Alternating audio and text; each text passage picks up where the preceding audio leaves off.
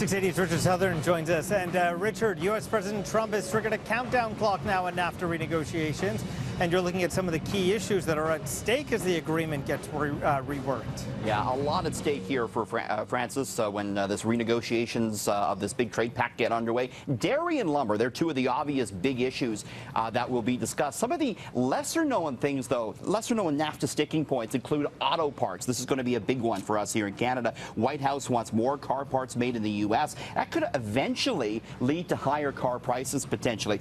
Bombardier, just today, Boeing, the U.S. plane manufacturer, was in court arguing for duties on Bombardier aircraft. Boeing says Bombardier receives government subsidies, giving it an illegal advantage. Liquor. The U.S. doesn't like Canada's high taxes and tight controls on booze, and especially disagrees with Ontario for keeping wines, imported wines, off of grocery store shelves.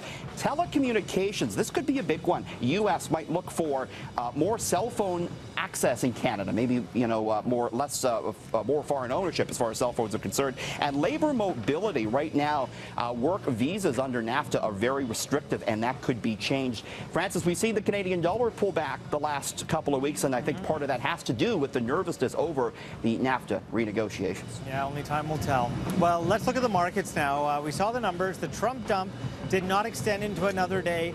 Stocks, I wouldn't really call it a bounce back. What, the TSX gave back 3 points? Yeah, it gained 3 points, better than yesterday's 260-point plunge, but certainly the Trump trauma we saw on Wednesday did give way to a little bit of a healing session today. The Dow was up 56 points there on Wall Street, so investors started to move back in a little bit. Still a lot of apprehension, though, regarding these political issues coming out of the White House. Price of oil moving higher, getting close to $50 per barrel. That's a positive for Canada's economy. No changes on the way to Toronto gas prices tonight. So we'll see where stocks go in the next couple of days, because those headlines, Francis, are coming nonstop out of the White House. Well, I'm sure a lot of people are planning to head to the cottage this weekend, and now they can bring Netflix with them. Yeah, this is interesting. So Netflix has announced that they will be installing so-called download zones for people who are driving to the cottage this weekend and throughout the summer. The video streamer says it's going to offer these temporary download zones where you can download your Netflix content, because, you know, a lot of people don't have the high-speed internet access at the cottage. They're going to have these at Bass Pro Shop at Vaughan Mills, as well as the Farmers Market on Collingwood. Streaming companies like Netflix are really expanding their downloadable content as more subscribers watch entertainment while they travel. Francis. You know, our next story is a what would you do type of thing. So an artist in London, England, left thousands of coins on the street, then watched how people reacted.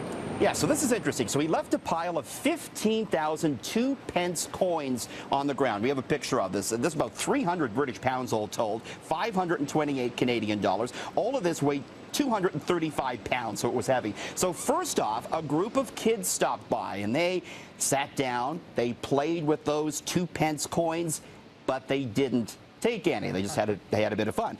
Next, the kids, Francis, were followed by a man on a bike, and he stopped, and he took just a few coins, and a lot of people online said he took maybe just enough for a coffee. Next, a younger man came along, and what did he do?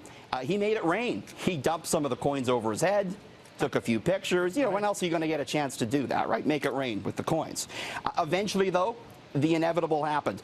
Two guys came along. They had a plan, Francis. They had bags. They loaded every single... Wow, they were prepared. They were ready. They were not fooling around. They took every single cent. You know, a recent survey found, Francis, that 4 in 10, only 4 in 10 people would give money to the police that they found on the ground.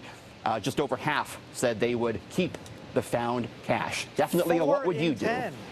Yeah, and only 5% said they'd give it to charity. So most people are going to pocket that found money. Well, if you find it, finders keepers. Finders keepers. Yeah, we'll see. Depends on the amount, though, I suppose, but finders keepers.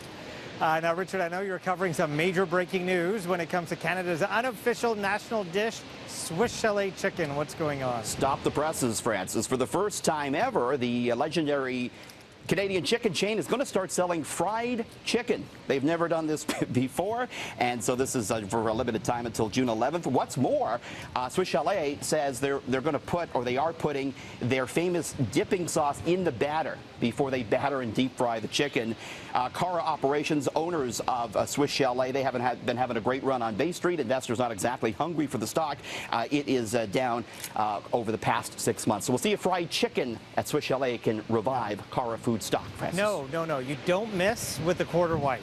You got to go in for the as quarter is. white, French fries, and That's you're it. good to go. Get the dipping sauce going, and you're good to go. Yeah, a whole wheat bun or a multigrain bun, and you're fine. Nothing That's the more healthy Canadian part. than that. Thank you, Richard. Thanks.